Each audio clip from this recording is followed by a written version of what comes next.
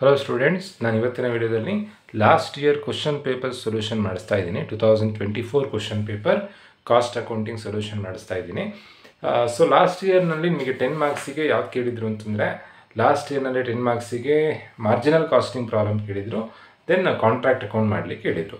So ಇವತ್ತಿನ ವಿಡಿಯೋದಲ್ಲಿ ನಾನು ನಿಮಗೆ contract account last year 2024 question paper solution ಮಾಡಿಸ್ತಾ ಇದ್ದೀನಿ. ಸೊ ಯಾರ್ಯಾರು ಕಾಂಟ್ರಾಕ್ಟ್ ಅಕೌಂಟ್ ಫಾರ್ಮೆಟ್ ಎಕ್ಸ್ಪ್ಲೈನ್ ಮಾಡಿದ ವಿಡಿಯೋ ನೋಡಲಿಲ್ವೋ ಆ ವಿಡಿಯೋಸ್ ನೋಡಿಕೊಂಡು ನಂತರದಲ್ಲೇ ಈ ವಿಡಿಯೋ ನೋಡಿ. ಸೊ ಪ್ರೀವಿಯಸ್ ವಿಡಿಯೋದಲ್ಲಿ ನಾನು ನಿಮಗೆ ಕಾಂಟ್ರಾಕ್ಟ್ ಅಕೌಂಟ್ ಫಾರ್ಮೆಟ್ ಹೇಗೆ, ಡೆಬಿಟ್ ಸೈಡ್ ಯಾವ್ಯಾವ ಎಂಟ್ರಿ ಬರುತ್ತೆ, ಕ್ರೆಡಿಟ್ ಸೈಡ್ ಯಾವ್ಯಾವ ಎಂಟ್ರಿ ಬರುತ್ತೆ, ಏನಕ್ಕೆ ಡೆಬಿಟ್ ಸೈಡೇ ಬರೀಬೇಕು, ಏನಕ್ಕೆ ಕ್ರೆಡಿಟ್ ಸೈಡೇ ಬರೀಬೇಕು, ಯಾವ್ದು ಬರೀಲಿಕ್ಕಿಲ್ಲ ಅವೆಲ್ಲದನ್ನು ನೀಟಾಗಿ ಹೇಳಿದ್ದೀನಿ. ಆ ವಿಡಿಯೋ ನೋಡಿಕೊಂಡು ನಂತರದಲ್ಲಿ ಈ ವಿಡಿಯೋ ನೋಡಿ.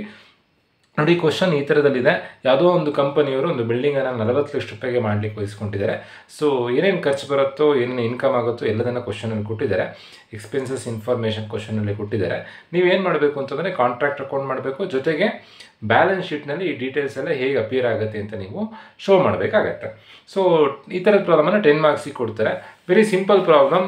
ಏನೇ ಎಕ್ಸ್ಪೆನ್ಸಸ್ ಆಗ್ತಾ ಇದ್ರು ಡೆಬಿಟ್ ಸೈಡಿಗೆ ಬರೀಬೇಕು, ಇನ್ಕಮ್ ಆಗ್ತಾ ಇದ್ದರೆ ಕ್ರೆಡಿಟ್ ಸೈಡಿಗೆ ಬರೀಬೇಕು. ಈ ಪ್ರಾಬ್ಲಮ್ ಮಾಡಬೇಕಾದ್ರೆ ನೀವೇ ಬಿಲ್ಡಿಂಗ್ ಕಾಂಟ್ರಾಕ್ಟರ್ ಅಂತ ಅಂದ್ಕೊಳ್ಬೇಕು. ಸೊ ಕ್ವಶನಲ್ಲಿ ಕೊಟ್ಟಿರೋಂಥ ಇನ್ಫಾರ್ಮೇಷನಲ್ಲಿ 2 ಎಂಟ್ರಿಯನ್ನು ಬರೀಲಿಕ್ಕಿಲ್ಲ, ಕಾಂಟ್ರಾಕ್ಟ್ ಪ್ರೈಸ್ ಮತ್ತು ಕ್ಯಾಶ್ ರಿಸೀವ್ಡನ್ನು ಬರೀಲಿಕ್ಕಿಲ್ಲ. ಇದು ವೆರಿ ಇಂಪಾರ್ಟೆಂಟ್, ನೆನ್ಪಿಟ್ಕೊಳ್ಬೇಕು. ಕಾಂಟ್ರಾಕ್ಟ್ ಪ್ರೈಸ್ ದೆನ್ ಕ್ಯಾಶ್ ರಿಸೀವ್ಡನ್ನು ಬರೀಲಿಕ್ಕಿಲ್ಲ, ಬೇರೆ ಎಲ್ಲ ಎಂಟ್ರಿಯನ್ನು ಬರೀಬೇಕು. ಎಕ್ಸ್ಪೆನ್ಸಸ್ಸನ್ನು ಡೆಬಿಟ್ ಸೈಡಿಗೆ, ಇನ್ಕಮನ್ನು ಕ್ರೆಡಿಟ್ ಸೈಡಿಗೆ. ನೀವೇ ಕಾಂಟ್ರಾಕ್ಟರ್ ಅಂತ ಅಂದ್ಕೊಂಡು ಕಾಂಟ್ರಾಕ್ಟರ್ ಪರ್ಸ್ಪೆಕ್ಟಿವಲ್ಲಿ ನೀವು ಪ್ರಾಬ್ಲಮ್ ಮಾಡಬೇಕಾಗತ್ತೆ. ನೋಡಿ, ನಿಮಗೆ ಒಂದು 40 ಲಕ್ಷ ರೂಪಾಯಿದು ಬಿಲ್ಡಿಂಗ್ ಕೆಲಸ ಸಿಕ್ಕಿದೆ. ನಿಮಗೆ ನೀವೇ ಕಾಂಟ್ರಾಕ್ಟರ್ ಅಂತ ಅಸ್ಯೂಮ್ ಮಾಡ್ಕೊಳ್ಳಿ. 40 ಲಕ್ಷ ರೂಪಾಯಿದು ಬಿಲ್ಡಿಂಗ್ ಕೆಲಸ ಸಿಕ್ಕಿದೆ. ಬಟ್ ಈ 40 ಲಕ್ಷ ಬರೀಲಿಕ್ಕಿಲ್ಲ. ಯಾಕೆ ಬರೀಲಿಕ್ಕಿಲ್ಲ ಅಂತಂದರೆ, ಬಿಲ್ಡಿಂಗ್ ಕೆಲಸ ಸಿಕ್ಕಿದ ತಕ್ಷಣ ನಿಮಗೆ 40 ಲಕ್ಷ ರೂಪಾಯಿ ಕೊಡಲ್ಲ, ಕೆಲಸ ಕಂಪ್ಲೀಟ್ ಆದಮೇಲೆ ನಿಮಗೆ 40 ಲಕ್ಷ ರೂಪಾಯಿ ಕೊಡೋದು. ಸೊ ಹಾಗಾಗಿ ಕಾಂಟ್ರಾಕ್ಟ್ ಪ್ರೈಸ್ ಮತ್ತು ಕ್ಯಾಶ್ ರಿಸೀವ್ಡನ್ನು ಬರೀಲಿಕ್ಕಿಲ್ಲ. At the end of the year, ವರ್ಷದ ಕೊನೆಯಲ್ಲಿ ನಿಮಗೆ 14,40,000 ರೂಪಾಯಿ ಕ್ಯಾಶ್ ಸಿಕ್ಕಿದೆ. ಸೊ ಕಾಂಟ್ರಾಕ್ಟ್ ಪ್ರೈಸು ಬರೀಲಿಕ್ಕಿಲ್ಲ, ಕ್ಯಾಶ್ ರಿಸೀವ್ಡು ಬರೀಲಿಕ್ಕಿಲ್ಲ. ವರ್ಕ್ ಸರ್ಟಿಫೈಡ್ ಬಗ್ಗೆ ಇನ್ಫಾರ್ಮೇಷನ್ ಕೊಟ್ಟಿದ್ದಾರೆ, ವರ್ಕ್ ಅನ್ಸರ್ಟಿಫೈಡ್ ಬಗ್ಗೆ ಇನ್ಫಾರ್ಮೇಷನ್ ಕೊಟ್ಟಿದ್ದಾರೆ, ದೆನ್ ಒಂದಷ್ಟು ಎಕ್ಸ್ಪೆನ್ಸಸ್ ಬಗ್ಗೆನೂ ಇನ್ಫಾರ್ಮೇಷನ್ ಕೊಟ್ಟಿದ್ದಾರೆ. ನೋಡಿ, 40 ಲಕ್ಷ ರೂಪಾಯಿದು ಮನೆ ಕಟ್ಟಬೇಕು ಅಂತಂದರೆ ಮೆಟೀರಿಯಲ್ಸ್ ಬೇಕೇ ಬೇಕು. ಒಬ್ಬ ಕಾಂಟ್ರಾಕ್ಟರ್ ಏನು ಮಾಡಬೇಕಾಗತ್ತೆ ಅಂತಂದರೆ ಅವನೇ ಮೆಟೀರಿಯಲ್ಸ್ ದುಡ್ಡು ಕೊಟ್ಟು ಪರ್ಚೇಸ್ ಮಾಡಬೇಕಾಗತ್ತೆ. ಕಾಂಟ್ರಾಕ್ಟಿ ಅಂದರೆ ಯಾರು ಕೆಲಸ ವಹಿಸ್ಕೊಟ್ಟಿರ್ತಾರೋ ಅವ್ರು ಜಸ್ಟ್ ದುಡ್ಡು ಮಾತ್ರ ಕೊಡ್ತಾರೆ, 40 ಲಕ್ಷ ರೂಪಾಯಿ ದುಡ್ಡು ಕೊಡ್ತಾರೆ. ಬಟ್ ಎಲ್ಲ ಐಟಮನ್ನು ಯಾರು ತರಬೇಕು? ಕಾಂಟ್ರಾಕ್ಟರೇ ತರಬೇಕು. ಸೊ ಅವನಿಗೆ ಆಗುವಂಥ ಖರ್ಚನ್ನೆಲ್ಲ ನೀವು ಇಲ್ಲಿ ಬರೀಬೇಕು. ನೋಡಿ, ಕ್ವಶನಲ್ಲಿ ಮೆಟೀರಿಯಲ್ಸ್ ಕೊಟ್ಟಿದ್ದಾರೆ. 4 ಲಕ್ಷ ರೂಪಾಯಿದು ಮೆಟೀರಿಯಲ್ಸ್ ತರ್ತಾ ಇದ್ದಾರೆ ಕಾಂಟ್ರಾಕ್ಟರ್.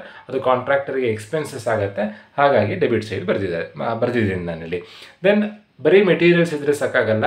ಮೆಟೀರಿಯಲ್ಸ್ ಎಲ್ಲ ತಂದಾದಮೇಲೆ ಕೆಲಸ ಸ್ಟಾರ್ಟ್ ಮಾಡಬೇಕು ಅಂತಂದರೆ ಲೇಬರ್ಸ್ ಬೇಕೇ ಬೇಕು. ಲೇಬರ್ಸಿಗೆ ವೇಜಸ್ ಪೇಮೆಂಟ್ ಮಾಡಬೇಕು. 10 ಲಕ್ಷ ರೂಪಾಯಿ ಕೂಲಿಗೆ ಕೊಡ್ತಾ ಇದ್ದಾರೆ, ವೇಜಸ್ ಕೊಡ್ತಾ ಇದ್ದಾರೆ, ಅದು ಕೂಡ ಕಾಂಟ್ರಾಕ್ಟರ್ಗೆ ಎಕ್ಸ್ಪೆನ್ಸಸ್. ಸೊ ಹಾಗಾಗಿ ಡೆಬಿಟ್ ಸೈಡ್ ಬರೆದಿದ್ದೀನಿ ಇಲ್ಲಿ.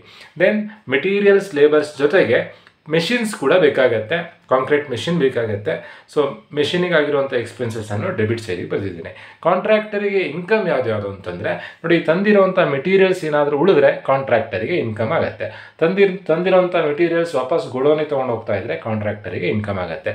ಅಥವಾ ತಂದಿರೋವಂಥ ಪ್ಲ್ಯಾಂಟ್ ವಾಪಸ್ ತೊಗೊಂಡು ಹೋಗ್ತಾ ಇದ್ದರೆ ಕಾಂಟ್ರಾಕ್ಟರಿಗೆ ಇನ್ಕಮ್ ಆಗುತ್ತೆ. ಜೊತೆಗೆ ಅವನಿಗೆ ಸಿಗುವಂಥ ದುಡ್ಡು ಕಾಂಟ್ರಾಕ್ಟರಿಗೆ ಇನ್ಕಮ್ ಆಗುತ್ತೆ. ಸೊ ಆ ಟರ್ಮಿಗೆ ನಾವು ವರ್ಕ್ ಸರ್ಟಿಫೈಡ್, ವರ್ಕ್ ಅನ್ಸರ್ಟಿಫೈಡ್ ಅಂತ ಅಂತೀವಿ. ನೋಡಿ, 40 ಲಕ್ಷ ರೂಪಾಯಿದು ಕೆಲಸ ವಹಿಸ್ಕೊಂಡಿದ್ದಾರೆ ಅಂತಂದರೆ 40 ಲಕ್ಷ ರೂಪಾಯಿ ತಕ್ಷಣಕ್ಕೆ ಕೊಡಲ್ಲ, ಎಷ್ಟು ಕೆಲಸ ಆಗಿದೆಯೋ ಅಷ್ಟಕ್ಕೆ ಮಾತ್ರ ದುಡ್ಡು ಸಿಗುತ್ತೆ. ಅದಕ್ಕೆ ನಾವು ವರ್ಕ್ ಸರ್ಟಿಫೈಡ್ ಅಂತ ಅಂತೀವಿ. ವರ್ಕ್ ಸರ್ಟಿಫೈಡ್ ಅಂತಂದರೆ ಏನು ಕೆಲಸ ಆಗಿದೆಯೋ ಅದನ್ನು ಇಂಜಿನಿಯರ್ ಹತ್ರ ಸರ್ಟಿಫೈ ಮಾಡಿಸಿ ಕಾಂಟ್ರಾಕ್ಟಿ ಅಂದರೆ ಕೆಲಸ ವಹಿಸಿ ಕೊಟ್ಟವರು ಕಾಂಟ್ರಾಕ್ಟರಿಗೆ ರಿಪೋರ್ಟ್ ಕೊಡಬೇಕಾಗತ್ತೆ. ಆ ರಿಪೋರ್ಟ್ ಪ್ರಕಾರ ಅವ್ರಿಗೆ ದುಡ್ಡು ಕೊಡಬೇಕಾಗತ್ತೆ. ಸೊ ಅದನ್ನು ನಾವು ವರ್ಕ್ ಸರ್ಟಿಫೈಡ್ ಅಂತ ಅಂತೀವಿ. ವರ್ಕ್ ಅನ್ಸರ್ಟಿಫೈಡ್ ಅಂತಂದರೆ ಕೆಲಸ ಆಗಿದೆ, ಕೆಲಸ ಕಂಪ್ಲೀಟ್ ಆಗಿದೆ, ಬಟ್ ಇನ್ನೂ ಸರ್ಟಿಫೈ ಆಗಲಿಲ್ಲ, ಸರ್ಟಿಫೈ ಆಗಲಿಕ್ಕೂ ದುಡ್ಡು ಸಿಗುತ್ತೆ. ಸೊ ಹಾಗಾಗಿ work certified income, work uncertified income. Work certified ಕ್ವಶನಲ್ಲಿ ಕೊಡಲಿಲ್ಲ, ಬಟ್ ವರ್ಕ್ ಸರ್ಟಿಫೈಡ್ ಬಗ್ಗೆ ಇನ್ಫಾರ್ಮೇಷನ್ ಕೊಟ್ಟಿದ್ದಾರೆ. ವರ್ಕ್ ಸರ್ಟಿಫೈಡ್ ಕೊಡದೇ ಇದ್ದಾಗ ಈ ಫಾರ್ಮುಲಾ ಅಪ್ಲೈ ಮಾಡ್ಕೊಂಡು ಕ್ಯಾಲ್ಕುಲೇಷನ್ ಮಾಡಬೇಕು. ವರ್ಕ್ ಸರ್ಟಿಫೈಡಿಗೆ ಫಾರ್ಮುಲಾ ಏನು ಅಂತಂದರೆ cash receive divided by percentage of work certified. ಈ ಫಾರ್ಮುಲಾ ಅಪ್ಲೈ ಮಾಡಿದಾಗ ನಿಮಗೆ ವರ್ಕ್ ಸರ್ಟಿಫೈಡ್ ಸಿಗುತ್ತೆ. ಕ್ಯಾಶ್ ರಿಸೀವ್ಡ್ ಸೆಕೆಂಡ್ ಲೈನಲ್ಲಿ ಕೊಟ್ಟಿದ್ದಾರೆ. At the end of the year company had received 14,40,000. 14,40,000 ರೂಪಾಯಿ ಕ್ಯಾಶ್ ರಿಸೀವ್ ಮಾಡ್ತಾ ಇದ್ದಾರೆ. ಪರ್ಸಂಟೇಜ್ ಆಫ್ ವರ್ಕ್ ಸರ್ಟಿಫೈಡ್ ಅಂತ 90% ಕೊಟ್ಟಿದ್ದಾರೆ. ನೀವು ಕ್ಯಾಲ್ಸಿಯಲ್ಲಿ 14,40,000 ಡಿವೈಡೆಡ್ ಬೈ 90% ಸಿಂಬಲ್ ಮಾಡಿದಾಗ 16 lakh ಬರುತ್ತೆ. That is work certified. Work certified amount ಕೊಡದೇ ಇದ್ದಾಗ ನೀವೇ ಫೈಂಡ್ ಔಟ್ ಮಾಡಬೇಕು. ಫಾರ್ಮುಲಾ ಏನು ಅಂತಂದರೆ cash receive divided by percentage of work certified. So work certified 16 lakh ಬಂತು. Then work done but not certified, ಕೆಲಸ ಕಂಪ್ಲೀಟ್ ಆಗಿದೆ ಬಟ್ ಇನ್ನು ಸರ್ಟಿಫೈ ಆಗಲಿಲ್ಲ, ಇದು ಕೂಡ ಕಾಂಟ್ರಾಕ್ಟರಿಗೆ ಇನ್ಕಮೇ. ಸೊ ವರ್ಕ್ ಅನ್ಸರ್ಟಿಫೈಡನ್ನು ಕ್ರೆಡಿಟ್ ಸೈಡೇ ಬರೀಬೇಕು. ದೆನ್ ಬೇರೆ ಏನು ಇನ್ಫಾರ್ಮೇಷನ್ ಕೊಟ್ಟಿದ್ದಾರೆ? ಮೆಟೀರಿಯಲ್ಸ್ ಆಗಿದೆ, ಲೇಬರ್ ಆಗಿದೆ, ಪ್ಲಾಂಟ್ ಆಗಿದೆ. ಮೆಟೀರಿಯಲ್ಸ್ 20,000 ರೂಪಾಯಿ ಮೆಟೀರಿಯಲ್ಸ್ ಡ್ಯಾಮೇಜ್ ಆಗ್ತಾ ಇದೆ. ನೋಡಿ, ದೊಡ್ಡ ದೊಡ್ಡ ಬಿಲ್ಡಿಂಗ್ ಕಂಪನಿಯವರು ಬಿಲ್ಡಿಂಗ್ ಕನ್ಸ್ಟ್ರಕ್ಷನ್ ಕಂಪನಿಯವರು ಏನು ಮಾಡಿರ್ತಾರೆ ಅಂತಂದರೆ, ಅಕಸ್ಮಾತ್ ಮೆಟೀರಿಯಲ್ಸ್ ದಾರಿಯಲ್ಲಿ ಹಾಕಿರುವಂಥ ಜಲ್ಲಿಕಲ್ಲಾಗಲಿ, ಮರಳಾಗಲಿ, ಐರನ್ ರಾಡ್ ಆಗಲಿ ಅಕಸ್ಮಾತ್ ಏನಾದರೂ ಕಳ್ತನ ಆದರೆ ಅಥವಾ ಡ್ಯಾಮೇಜ್ ಆದರೆ, ಸೊ ಅವರಿಗೆ ಇನ್ಶೂರೆನ್ಸ್ ಕ್ಲೈಮ್ ಆಗಲಿ ಅಂತ ಹೇಳಿ ಅಂತ ಇನ್ಶೂರೆನ್ಸ್ ಮಾಡಿಸ್ಕೊಂಡಿರ್ತಾರೆ. ಸೊ ಯಾವುದೇ ಥರ ಡಿಸ್ಟ್ರಾಯ್ ಆಗಲಿ, ಡ್ಯಾಮೇಜ್ ಆಗಲಿ ಅಥವಾ ಕಳ್ತನ ಆಗಲಿ ಅವರಿಗೆ ಇನ್ಶೂರೆನ್ಸ್ ಕ್ಲೈಮ್ ಆಗುತ್ತೆ. ಹಾಗಾಗಿ ಡ್ಯಾಮೇಜ್ ಆದರೂ ಕೂಡ ಇನ್ಕಮ್ ಅಂತಲೇ ಕನ್ಸಿಡರ್ ಮಾಡಬೇಕು. ಸೊ ಅದನ್ನು ನಾವು ಬೈ ಅಬ್ನಾರ್ಮಲ್ ಲಾಸ್ ಅಕೌಂಟ್ ಅಂತ ಬರೀಬೇಕು. ಪ್ಲಾಂಟ್ ಡ್ಯಾಮೇಜ್ ಆಗಲಿ, ಮೆಟೀರಿಯಲ್ಸ್ ಡ್ಯಾಮೇಜ್ ಆಗಲಿ ಬೈ ಅಬ್ನಾರ್ಮಲ್ ಲಾಸ್ ಅಕೌಂಟ್ ಅಂತ ಬರೆದು ಕ್ರೆಡಿಟ್ ಸೈಡ್ ಬರೀಬೇಕು. ಯಾಕೆ ಅಂತಂದರೆ ಇನ್ಶೂರೆನ್ಸ್ ಕ್ಲೈಮ್ ಆಗುತ್ತೆ. ಮೆಟೀರಿಯಲ್ಸ್ ಡ್ಯಾಮೇಜ್ ಎಷ್ಟು ಅಮೌಂಟ್ ಕೊಟ್ಟಿದ್ದಾರೆ? 20,000 ಕೊಟ್ಟಿದ್ದಾರೆ. Next, plant is considering having depreciated 25%. ಪ್ಲಾಂಟಿನ ವ್ಯಾಲ್ಯೂ 25% ಕಮ್ಮಿ ಆಗುತ್ತಂತೆ. ಕಮ್ಮಿ ಆದರೆ ನಮಗೆ ಎಕ್ಸ್ಪೆನ್ಸಸ್, ಬಟ್ ನಾವು ಅದನ್ನು ಹೇಗೆ ಕನ್ಸಿಡರ್ ಮಾಡಬೇಕು ಅಂತಂದರೆ, ಸ್ಟಾರ್ಟಿಂಗಲ್ಲಿ 80,000 ರೂಪಾಯಿದು ಒಂದು ಪ್ಲ್ಯಾಂಟ್ ತೊಗೊಂಡಿದ್ವಿ, ಕೆಲಸ ಆಗೋರಿಗೆ ಮೆಷಿನ್ ತೊಗೊಂಡೋಗಿದ್ವಿ. ಕೆಲಸ ಆದಮೇಲೆ ಆ ಮೆಷಿನನ್ನು ಅಲ್ಲೇ ಬಿಟ್ಟು ಬರಲ್ಲ. ಕೆಲಸ ಆದಮೇಲೆ ಆ ಮೆಷಿನನ್ನು ವಾಪಸ್ ತರ್ತೀವಿ. ಹಾಗಾದರೆ ವಾಪಸ್ ತರಬೇಕಾದ್ರೆ ಅದ್ರ ವ್ಯಾಲ್ಯೂ ಎಷ್ಟಿರುತ್ತೆ? ವಾಪಸ್ ತರೋದು ನಮಗೆ ಇನ್ಕಮ್ ಆಗುತ್ತೆ. 80,000 ರೂಪಾಯಿದು ಪ್ಲ್ಯಾಂಟ್ ತೊಗೊಂಡು ಹೋಗಿದ್ವಿ, ಆ ಪ್ಲ್ಯಾಂಟ್ ಕೆಲಸ ಎಲ್ಲ ಮುಗೀತು, ವಾಪಸ್ ತೊಗೊಂಡು ಹೋಗ್ತೀವಿ. ವಾಪಸ್ ತೊಗೊಂಡು ಹೋಗೋದು ಇನ್ಕಮ್. ವಾಪಸ್ ತೊಗೊಂಡು ಹೋಗೋಷ್ಟೊತ್ತಿಗೆ ಅದ್ರ ವ್ಯಾಲ್ಯೂ ಎಷ್ಟಿರುತ್ತೆ ಅಂತ ಕೊಟ್ಟಿರಲ್ಲ, ನೀವೇ ಫೈಂಡ್ ಔಟ್ ಮಾಡಿ ಬರೀಬೇಕು. ಪ್ಲ್ಯಾಂಟ್ ಎಟ್ ದ ಎಂಡನ್ನು ನೀವೇ ಫೈಂಡ್ ಔಟ್ ಮಾಡಬೇಕು. ಫೈಂಡ್ ಔಟ್ ಮಾಡೋದು ಹೇಗೆ ಅಂತಂದರೆ, ಬಿಗಿನಿಂಗ್ನಲ್ಲಿರೋ ವ್ಯಾಲ್ಯೂ ಬರ್ಕೊಳ್ಬೇಕು. ಬಿಗಿನಿಂಗ್ನಲ್ಲಿ 80,000 ಇತ್ತು, ಆ 80,000 ಬರ್ಕೊಂಡು 3 ಲೆಸ್ ಮಾಡಿ ಬರೀಬೇಕು. RDD ರಿಟರ್ನ್ ಆಗಿದ್ರೆ ಲೆಸ್ ಮಾಡಬೇಕು, ಡೆಸ್ಟ್ರಾಯ್ ಆಗಿದ್ರೆ ಲೆಸ್ ಮಾಡಬೇಕು, ಡಿಪ್ರಿಸಿಯೇಷನನ್ನು ಲೆಸ್ ಮಾಡಬೇಕು. ಈ ಪ್ರಾಬ್ಲಮಲ್ಲಿ ಇಲ್ಲೂ ಕೂಡ ರಿಟರ್ನ್ ಆಗಿರೋ ಬಗ್ಗೆ ಇನ್ಫಾರ್ಮೇಷನ್ ಕೊಡಲಿಲ್ಲ, ಸೊ ರಿಟರ್ನ್ ನಿಲ್. ಡೆಸ್ಟ್ರಾಯ್ ಆಗಿರೋ ಬಗ್ಗೆ ಇನ್ಫಾರ್ಮೇಷನ್ ಕೊಡಲಿಲ್ಲ, ಸೊ ನಿಲ್. ಡಿಪ್ರಿಸಿಯೇಷನ್ 25% ಕೊಟ್ಟಿದ್ದಾರೆ. ಸೊ 80,000 ರೂಪಾಯಿದು ಮೆಷಿನ್ ಇತ್ತು, ಅದ್ರ ವ್ಯಾಲ್ಯೂ 25% ಕಮ್ಮಿ ಆಗ್ತಿದೆ. ಹಾಗಾದರೆ ಈಗ ಅದ್ರ ವ್ಯಾಲ್ಯೂ ಎಷ್ಟು ಅಂತಂದರೆ 60,000 ರೂಪಾಯಿ. ಸೊ ಅಲ್ಲಿಗೆ ನಾವು ಎಲ್ಲ ಇನ್ಫಾರ್ಮೇಷನನ್ನು ಬರೆದಾಯಿತು. ಸೊ ಇಲ್ಲಿ ಕೊಟ್ಟಿರೋಂಥ ಎಲ್ಲ ಡೀಟೇಲ್ಸನ್ನು ಬರೆದಾಯಿತು. 2 ಬರೆದಿಲ್ಲ. ಯಾವುದ್ಯಾವುದು ಅಂತಂದರೆ ಕಾಂಟ್ರಾಕ್ಟ್ ಪ್ರೈಸ್ ಮತ್ತು ಕ್ಯಾಶ್ ರಿಸೀವ್ಡನ್ನು ಬರೆದಿಲ್ಲ. ಅದನ್ನು ಎಲ್ಲ ಪ್ರಾಬ್ಲಮ್ನಲ್ಲೂ ಬರೀಲಿಕ್ಕಿಲ್ಲ. ನೆಕ್ಸ್ಟ್ ಏನು ಮಾಡಬೇಕು ಅಂತಂದರೆ, ಟೋಟಲ್ ಮಾಡಬೇಕು. ಪ್ರಾಫಿಟ್ ಆಗಿದೆಯಾ, ಲಾಸ್ ಆಗಿದೆಯಾ ನೋಡಬೇಕು. ಯಾವ ಸೈಡ್ ಟೋಟಲ್ ಜಾಸ್ತಿ ಇರುತ್ತೋ ಅದನ್ನು 2 ಸೈಡ್ ಬರೀಬೇಕು. 16 lakh plus 40,000 plus 20,000 plus 60,000. So credit side ಇರುವಂಥ ಅಮೌಂಟು 17,20,000. ಡೆಬಿಟ್ ಸೈಡ್ ಇರುವಂಥ ಅಮೌಂಟು 14,80,000. 10 ಲಕ್ಷ, 4 ಲಕ್ಷ, 14, 14 ಪ್ಲಸ್ 80, 14,80,000. 14,80,000 ಜಾಸ್ತಿನ, 17,20,000 ಜಾಸ್ತಿನ, 17,20,000 ಜಾಸ್ತಿ ಇರುವಂಥ ಅಮೌಂಟನ್ನು 2 ಸೈಡ್ ಬರೀಬೇಕು. 17,20,000. ಡಿಫ್ರೆನ್ಸ್ ಅಮೌಂಟೇ ಪ್ರಾಫಿಟ್ ಆಗುತ್ತೆ. ಪ್ರಾಫಿಟ್ಟಿಗೆ ಟು ನೋಸ್ನಲ್ ಪ್ರಾಫಿಟ್ ಕ್ಯಾರಿಡ್ ಡೌನ್ ಅಂತ ಬರೀಬೇಕು. ಸೊ ಎಷ್ಟು ಪ್ರಾಫಿಟ್ ಬರುತ್ತೆ? 17,20,000 ಮೈನಸ್ 14,80,000. ಪ್ರಾಫಿಟ್ ಏನು ಬರುತ್ತೆ ಅಂತಂದರೆ 2,40,000 ರೂಪಾಯಿ ಪ್ರಾಫಿಟ್ ಬರುತ್ತೆ. ಅದಕ್ಕೆ ನೋಸ್ನಲ್ ಪ್ರಾಫಿಟ್ ಅಂತ ಕರಿತೀವಿ. ಸೊ ಈಗ ಬಂದಿರೋಂಥ ಪ್ರಾಫಿಟನ್ನು ಡಿಸ್ಟ್ರಿಬ್ಯೂಷನ್ ಮಾಡಬೇಕು. ಎಷ್ಟು ಪ್ರಾಫಿಟ್ ಆಗಿದೆ? ಬೈ ನೋಸ್ನಲ್ ಪ್ರಾಫಿಟ್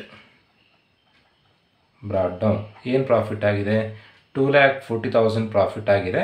ಸೊ ಅದನ್ನೇ ನೆಕ್ಸ್ಟ್ ಲೈನಲ್ಲಿ, ಟೋಟಲಿಂದ ನೆಕ್ಸ್ಟ್ ಲೈನಲ್ಲಿ ಬ್ರಾಡ್ ಡೌನ್ ಮಾಡ್ಕೊಳ್ತಾ ಇದ್ದೀನಿ. ಅದನ್ನೇ ನೆಕ್ಸ್ಟ್ ಟೋಟಲಿಗೂ ಬರೀತಾ ಇದ್ದೀನಿ. 2,40,000.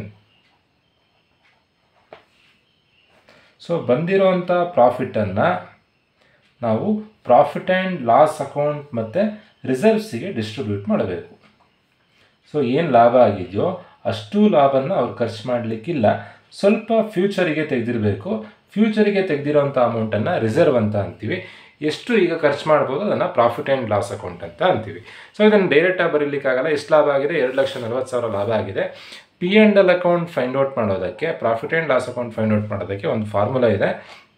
ಫಾರ್ಮುಲಾ ಏನು ಅಂತಂದರೆ notional profit into 1/3 or 2/3 into cash receive divided by work certified. ಈ ಫಾರ್ಮುಲಾ ಅಪ್ಲೈ ಮಾಡಿದ್ರೆ ಪ್ರಾಫಿಟ್ ಆ್ಯಂಡ್ ಲಾಸ್ ಅಕೌಂಟ್ ಸಿಗುತ್ತೆ. ಸೊ ನೋಷನಲ್ ಪ್ರಾಫಿಟ್ ಎಷ್ಟು ಲಾಭ ಆಗಿದೆ, ಪ್ರಾಫಿಟ್ ಆಗಿರುವಂಥದ್ದು 2,40,000 ಇಂಟು 1/3 2/3 ಲಾಸ್ಟಿಗೆ ಎಕ್ಸ್ಪ್ಲೈನ್ ಮಾಡ್ತೀನಿ.